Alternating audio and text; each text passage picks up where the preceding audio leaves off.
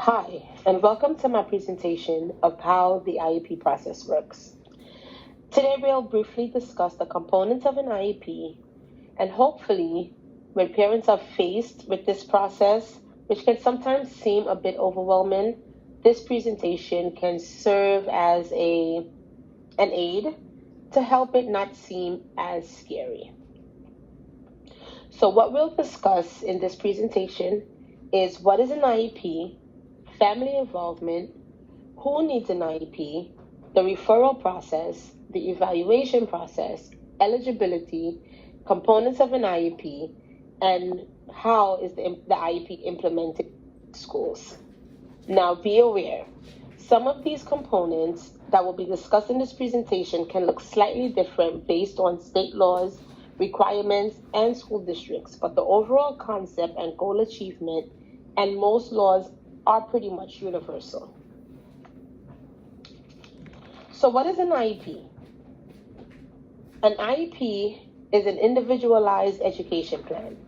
It is a written legal document that maps out the program of special education instruction, supports, and services a child needs to ensure they receive and are successfully thriving at obtaining an adequate education. So it's important that I pointed out that a child is successfully thriving because an IEP will be pointless or not serve much purpose if a child isn't making any progress. So it's very important to make sure that the IEP is actually helping the student to grow. Family involvement. So families are a vital part of the IEP process and should be involved every step of the way. So here are a few steps or a few tips on how to communicate with families. Plan ahead to meet with parents and guardians in person to explain the IEP process to them. Now, it's important if you're meeting with families to have a little insight of their background. This way, you can be culturally responsive and culturally sensitive. You're able to provide empathy and comfortability to the families. It's important to know where a family come from or how they may feel about having a child with a disability, which for no family, this can be an easy thing. But if you know where their mindset is at, it will be a lot easier to approach the situation. It's also a good idea to meet with families in person because sometimes information is received and understood better in person. Also, it allows you as an educator to read the body language of the family, which can give you an insight on if the family is actually understanding the information that is being relayed to them. Another tip to communicate with families can be sending home written correspondences with them. Now, one of the reasons why it's important to send home written documentation is to keep a paper trail. Throughout the IEP process, it is so important to keep a paper trail and documented notification. In the long run, you got to cover yourself. And families can say, yes, I received this. You can go back and pull this document to say, yes, I sent this home. I notified my family. I communicated with them via notice. Another step is to also stay in constant communication with families via telephone or email. Now, this is important because it allows you not to allow too much time to pass without communication with families. It also builds a sense of trust and shows the families that as an educator, their child is important to you and is a priority. Another tip to help communicate with families is to provide a calendar of upcoming events and meetings. Now, this is important because throughout the IEP process, there are going to be many milestones. The IEP process has milestone dates. There are certain dates such as once a child is referred, there's a certain amount of days as to when the evaluation must take place. Once that evaluation takes place, there's a certain amount of days again as to where an IEP must be constructed and when it must be implemented, and then there is the time frame of when the IEP must be revised. So who needs an IEP? Children from birth to age 3 who have a disability start off with an individualized family service plan, also known as an IFSP. So according to the Head Start program, an IFSP is developed after a child is evaluated and found eligible for early intervention services. The initial IFSP must be developed within 45 days of the evaluation and must be reviewed every 6 months according to the IDEA, which is the Individuals with Disability Act. The review can also happen earlier if need be or if the family requests it. Children with a disability receive an IFSP, which is also a legal document. This is from birth to age 3. It lays out the supports and services for children with developmental delays and what they will need to catch up. So children with one or more of the 13 disabilities covered by the IDEA who are ages 3 and older are then transitioned from an IFSP to an IEP or even a 504 plan. Once a child turns 3, he or she transitions to an IEP depending on the needs of the child. The discussion of transition happens from the initial development of the IFSP with family. Now, the referral process. The referral process consists of different parts. The parts are recognition, pre-referral, referral for evaluation, special education evaluation, eligibility, generation of the IEP, how the IEP is implemented, and re-evaluation. So recognition means a consistent social, behavioral, physical, or academic need or problem exhibited by a student that must be recognized by an educator or a parent or guardian or a medical professional.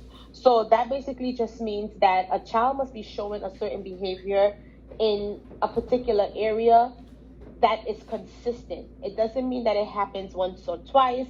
It must be something that is consistent. If this behavior is consistent, then the student is moved on to the second step, which is the pre-referral. This means that you, as an educator, you noticed these behaviors, you implemented certain interventions, and what was the response to these interventions? Did the student make any progress in response to these interventions, or were the interventions unsuccessful? Were these strategies unsuccessful? If they were unsuccessful, now they move on to an actual referral for evaluation. If previous measures taken that cause a child to be able to receive an adequate education without services and support, the student will be referred to the IEP team for evaluation. After interventions are applied but are unsuccessful, a referral for a special education evaluation is recommended.